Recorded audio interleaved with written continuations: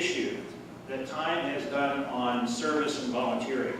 And on in this particular issue, Joe, and you can see it from the cover, these are all, you can see the camo pants that folks have on, but these are depicting individuals, veterans serving, and Joe talks about the restorative value, the importance of enabling veterans to serve our country again in another capacity. And it talks about a lot of the work that we do. And so here is a major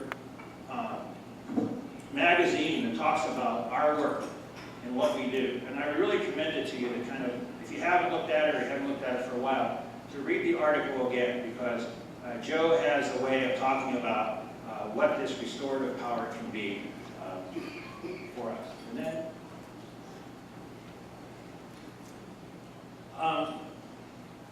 we're going to talk a little bit about a priority group that we have, serving veterans. And I talked about the new interagency agreement we signed with the state, with the U.S. Department of Veterans Affairs. And I pulled this slide up because the military has an award. It's called the Military Outstanding Volunteer Service Medal. And not too many commands know about it. Obviously, if you look at this photo, a number of folks have. You can see the medal is a blue and gold ribbon medal, and you can see individuals who have received it. But they receive the medal for their volunteer work as an active duty member of the military. It's not the work they do normally during the day, but it's their after-hours volunteering. And so this is a wonderful way where we can connect with active duty military, but it's a way that we also need to publicize with commands all over about the use of the Military Outstanding Volunteer Service Medal. In many branches of the military, it's used as a way to provide promotional opportunities, but it's something that we can suggest, something maybe that we can say about if active duty members of the military would like to serve, we have opportunities for them. We would like to use their skill sets. We would like to get them involved in the community where they're serving. This is a wonderful way, and you all know that one of the biggest barriers for folks who don't volunteer is that no one asks them to volunteer. So this is a wonderful way to make that happen.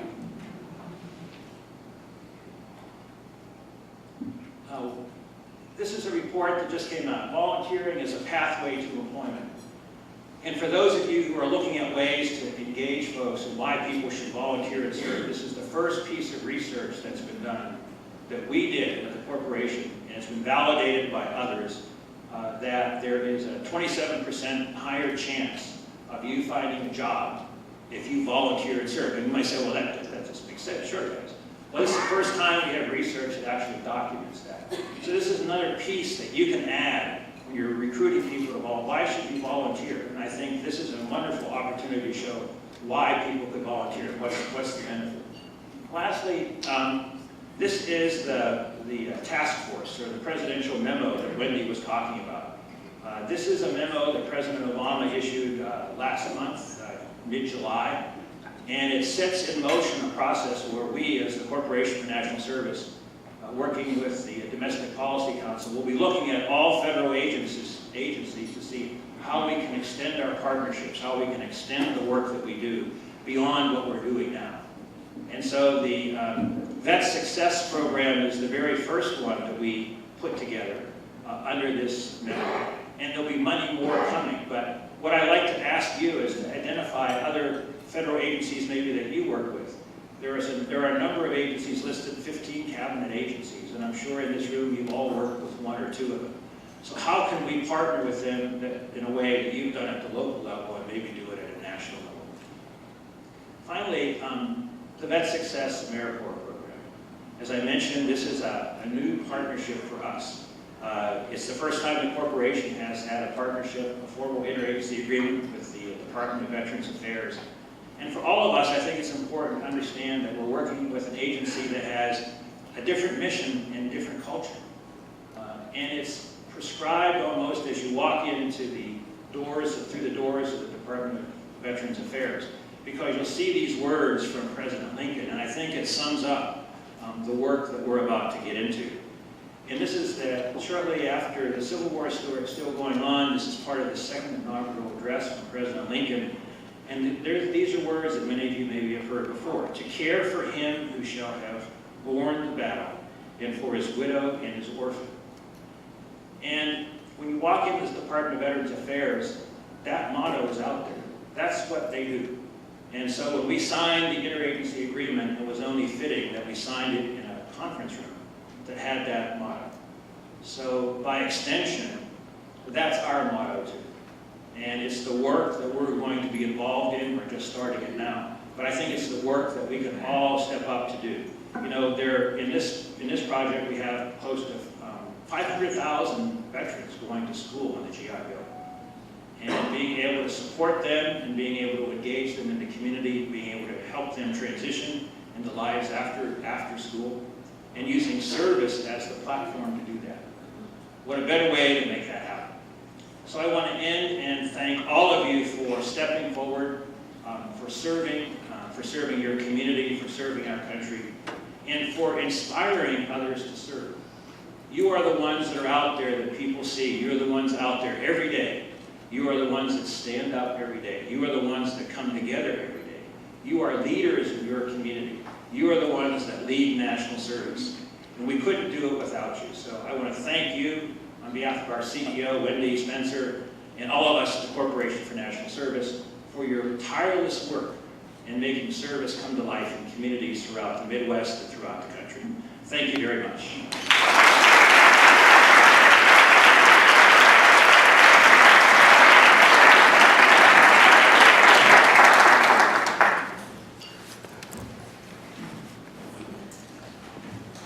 Thank you so much, Bill. Now I have the honor to introduce our next keynote speaker. Congresswoman Tammy Duckworth is an Iraq War veteran, former Assistant Secretary for Veterans Affairs. Congresswoman Duckworth attended college at the University of Hawaii, and then went on to the George Washington University, where she earned a Master's of Arts in International Affairs. Following graduation, Duckworth, who is fluent in Thai and in Indonesian, moved to Illinois, where she began pursuing a PhD in political science at Northern Illinois University. While at NIU, she also worked at the School of Nursing, researching public health and environmental causes of cancer. Later, Ms. Duckworth worked for Rotary International as a manager for administration of Rotary's clubs in the Asia Pacific region. In 2004, Duckworth was deployed to Iraq as a Black Hawk helicopter pilot for the Illinois Army National Guard. She was one of the first Army women to fly combat missions during Operation Iraqi Freedom, until her helicopter was hit by an RPG on November 12, 2004. Duckworth lost her legs and partial use of her right arm in the explosion and was awarded a Purple Heart for her combat injuries. Duckworth spent the next year recovering at Walter Reed Army Medical Center. As one of the highest-ranking patients, she quickly became an advocate for her fellow soldiers and testified before Congress about caring for our veterans and wounded warriors. Following her recovery, Duckworth ran for Congress in 2006. After a narrow loss, she became director of the Illinois Department of Veterans Affairs. In Illinois, she worked to create a tax credit for employers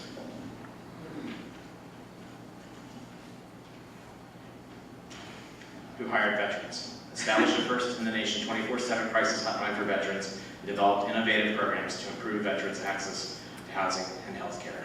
In 2009, President Obama appointed Duckworth to be Assistant Secretary of Veterans Affairs. At VA, Duckworth led an initiative to end homelessness among veterans. She created the Office of Online Communications to improve the VA's accessibility, especially among young veterans, and also worked to address the unique challenges that Native American and female veterans face. Duckworth ran for Congress in 2012 to advocate for the practical solutions and cooperation needed to rebuild our economy and ensure that every American has a chance to achieve the American dream. Duckworth lives in Hoffman Estates with her husband Brian, an Army major. Since her recovery, Duckworth has taken up scuba diving, surfing, skydiving, flies as a civilian pilot, fulfilling a promise she made at Walter Reed. She has also completed several marathons. She has resumed her PhD studies at Northern Illinois University and is also working toward a PhD in Health and Human Services at Capella University. In her spare time, she volunteers at local food pantries and enjoys at flea markets. Duckworth declined a military medical retirement and continues to drill as a lieutenant colonel in the Illinois Army National Guard. Please help me welcome Congresswoman Tammy Duckworth.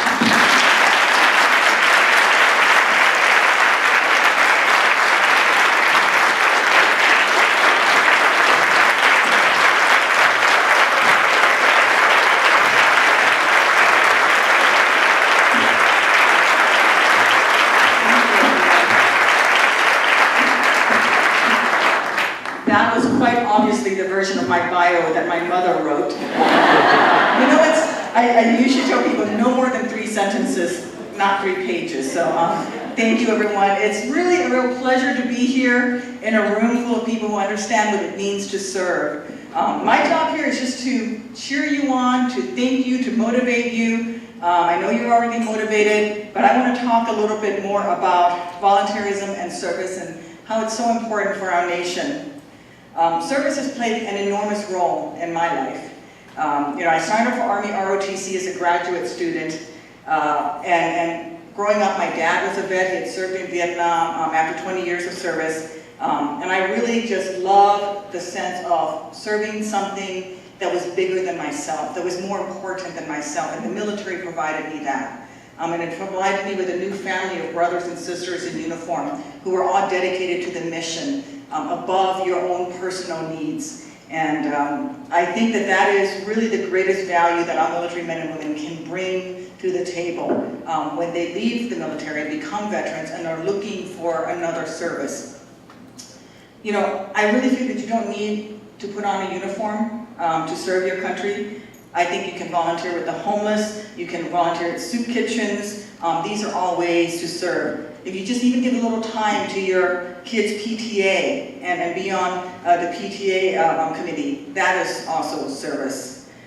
I do think that among the Iraq and Afghanistan veterans who've come home, there's a desire to do more, to find a new way to serve, and organizations like Team Rubicon has done a fantastic job of harnessing this, and I think that this is an untapped potential for America at large. You know, our military men and women are folks who, I always say, have guaranteed the quality of their work with their lives. When my crew chief would hand me the keys to my helicopter and said to me, I did the full maintenance check. I made sure that every safety wire is twisted correctly. I made sure that the oil levels, I checked the gas, I did all of that.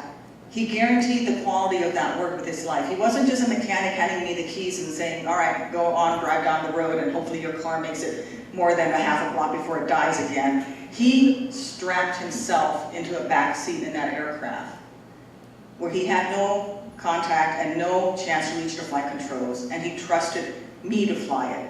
And because we worked as a team, because he guaranteed that work with his life, I knew that he was in it for the long haul. And this is why I think our military men and women can be such great team members, because they get it, they understand, they will bring that drive, that passion, that commitment to excellence with them when they serve in the civilian world. I also think that our nation should do a better job, frankly, of getting people to volunteer and getting people to serve. I earned the GI Bill for my service in the military, and I think that's a fantastic thing. But I do think that we should have more options for allowing young people to serve, more incentives, more motivation, so that if you can pick up a rifle and earn college money towards college, then you should be able to pick up a hammer and nails and a piece of chalk, a shovel, all of these things, and also earn money towards college as well. I think having a generation of young people who have served prior to going to college or finishing school is good for our nation. It breeds empathy. It teaches you the wonders of being an American. I grew up in Southeast Asia. My dad, after his military service, found another way to serve and worked for the United Nations refugee programs. So my childhood was spent visiting refugee camps. I was in Cambodia until 2 weeks before the Khmer Rouge took over. I saw a lot of refugees, and I remember how lucky I felt being an American, because I knew that I had a future. I knew I had opportunities, and I would watch kids who were my age in the refugee camps and realize that they weren't sure if they had a future or not. And I remember watching Peace Corps volunteers and American volunteers and the American ambassador, and how we were there rolling up our sleeves and helping, and just being so proud of that. And I think that's really where my motivation came from in terms of wanting to serve. I don't know where each of your personal motivations come from. Perhaps it is personal experience. Perhaps this is something you've wanted to do as a child. Maybe this is something that you came to later on in life. But the important part is you're here. You're in this room. At some point, you chose to give more of yourself. And that is something that the majority of the people in our nation do not do. And I thank you for it. Because it takes every one of us, without different skill sets, without different backgrounds, working together to move this nation forward, to add to the strength of America. I think of that helicopter crew that I was on. You know, at the beginning of the day, I was the highest ranking person on the crew. And at the end of the day, I was unconscious. But it took everybody on that aircraft working together to survive. It took everybody in that aircraft taking care of the person who at that moment was the weakest person on the crew to get all of us out. And I think about our nation in that way, whether it is in the depths of an economy that is trying to recover, whether it is after a hurricane that has hit or an explosion that happened, as was the case in Texas, that the way we get out of this is to work together. The way is that no person is the weakest link. No person is the most important person. Every one of us has something to contribute. Even if you've never swung a hammer before, you can show up at Habitat for Humanity and hold the hammer for someone else. Even if you have never started a business, you can show up and you can help young entrepreneurs who are trying to get started and get senior executives who have retired who want to do this. We can all do something, and I thank you for doing that, because until each and every one of us stands up and does something, we will not have harnessed the full power and might of this great nation. Because you see, the strength of America isn't helicopters and tanks and guns, and although I kind of wish I had more guns on my helicopter the day I was shot down. Would have been great. That's not the strength of this nation. The strength of this nation is you. It's everybody in this room with our own experiences, our own backgrounds, our own viewpoints. We're not always going to agree with each other.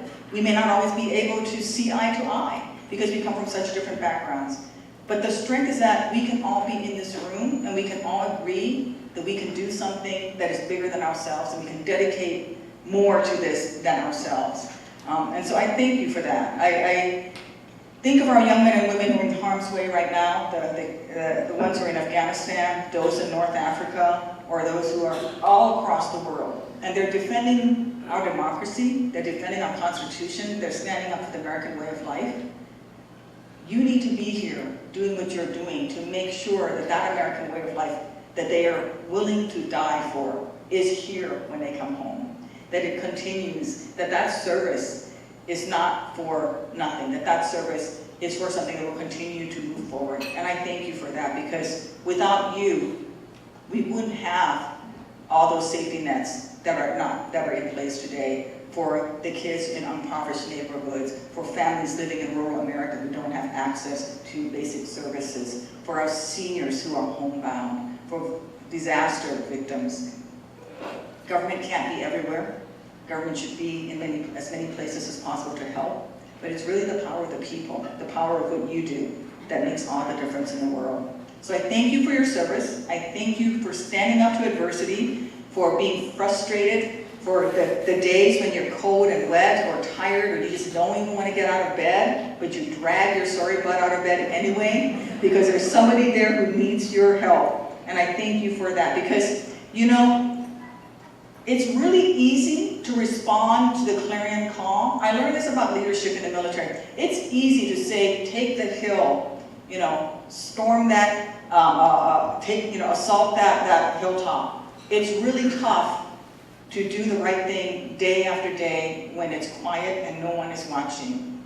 Real leadership comes from showing up and doing the hard work and rolling up your sleeves every single day, even when there is no recognition, simply because you know it is the right thing to do, because it comes from in here. And each and every one of you have had that moment, and I thank you for it.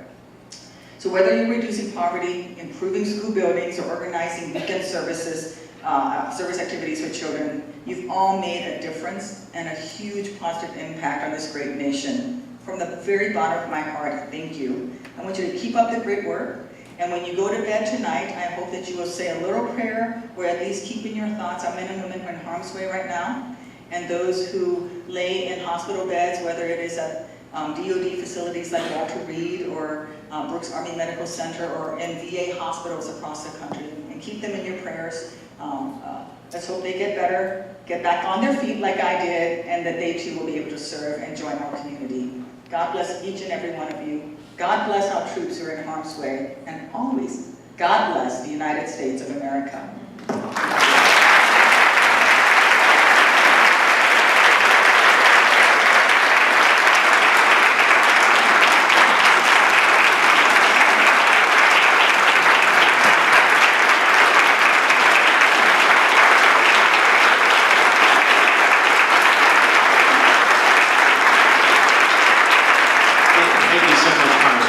Bill, could you join us, please, for our presentation?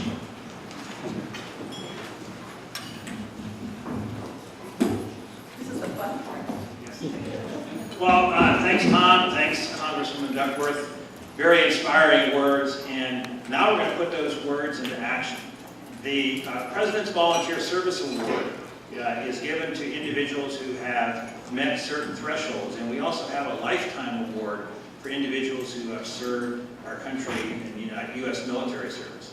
And today we're going to honor individuals with the President's Volunteer Service Award for the lifetime of service.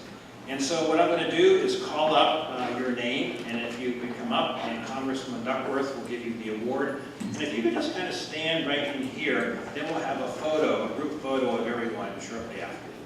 Okay? So our first honoree serves at the Greater Chicago Food Depository.